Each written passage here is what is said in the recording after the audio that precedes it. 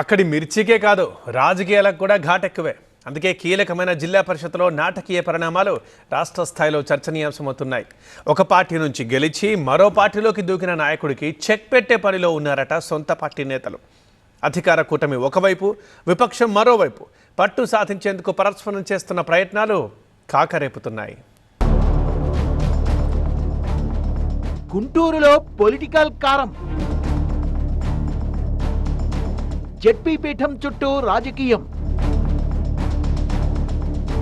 Party మారిన chairperson కు చుక్కలు కనిపిస్తున్నాయా? ఉమ్మడి గుంటూరు జిల్లా రాజకీయాల్లో రాజుకున్న వేడి ఇప్పట్లో తగ్గేలా లేదు. ఒకదాని తర్వాత ఒకటి అన్నట్టుగా పాలక ప్రతిపక్షాల మధ్య వార్ కొనసాగుతూనే ఉంది. ఇక్కడ స్థానిక సంస్థలపై పట్టు కోసం ప్రయత్నిస్తున్న కూటమి సర్కార్ గుంటూరు జెడ్పీ పీఠంపై కన్నేయడంతో జిల్లా రాజకీయం ఒక్కసారిగా వేడెక్కింది. ప్రభుత్వం మారకముందే కండువా చేసిన జెడ్పీ చైర్మన్ హెన్రీ క్రిస్టినా వైసీపీకి పెద్ద షాక్ ఇస్తే ఇప్పుడు ఆమెకు రివర్స్ షాక్ ఇచ్చేందుకు సిద్ధమవుతున్నారట వైసీపీ సభ్యులు. జిల్లా పరిషత్ కూటమి వశమైపోనుందనే ప్రచారం ఊపందుకున్న వేళ ఇక్కడ తాజా పరిణామాలు ఆసక్తి రేపుతున్నాయి. గుంటూరు జెడ్పీలో 57 జెడ్పీటీసీ స్థానాలకు గాను ఇంతకుముందు వైసీపీకి 54 మంది సభ్యుల బలం ఉంది. అందుకే అంతా సాఫీగా సాగిపోయింది. జెడ్పీ చైర్మన్ గా ఉన్న హెన్రీ క్రిస్టినా టీడీపీలో చేరడంతో సీన్ మారిపోయింది. సాధారణ ఎన్నికల్లో కూటమి గ్రాండ్ విక్టరీ నమోదు చేయడంతో మరో 11 మంది వైసీపీ జెడ్పీటీసీలు టీడీపీ కండువా కప్పేసుకున్నారు.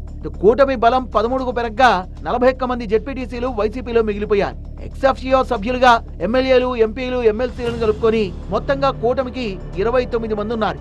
అయినా సరే కూటమి వేస్తున్న ఎత్తులు చిత్తవుతున్నాయట. టీడీపీలో చేరిన జెడ్పీ చైర్పర్సన్ క్రిస్టినాకు వైసీపీ సభ్యులు సహాయ నిరాకరణ చేస్తుండడం ప్రస్తుత పరిస్థితికి కారణంగా తెలుస్తోంది.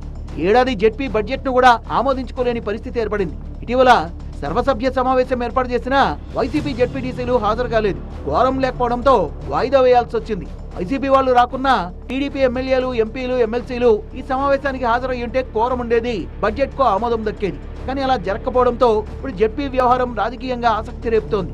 ఏప్రిల్ 9న మరోసారి సర్వసభ్య సమావేశం నిర్వహించాలని అధికారులు నిర్ణయించారు. ఈలోగా అమల్లో పెట్టేందుకు పాలక ప్రతిపక్షాలు ఎవరికి వారు తమ తమ వ్యూహాలకు పదును పెడుతున్నారు.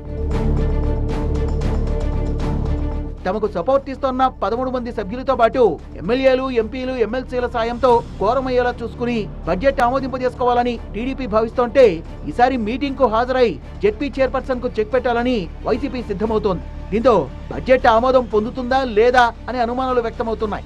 విశ్వాసం పెట్టే బలం ఉన్నప్పటికీ 4 ఏళ్ల పదవీ కాలం పూర్తి కాకపోవడంతో వైసీపీ ఆచితూచి వ్యవహరిస్తున్నట్టు తెలుస్తోంది. ఇదే అదనుగా మరికొంతమంది జెడ్పీటీసీలను తమ వైపు తిప్పుకునేందుకు కూటమి నేతలు ప్రయత్నిస్తున్నట్టు తెలుస్తోంది. మరి ఎవరి పాచిక బారుతుందో చూడాలి.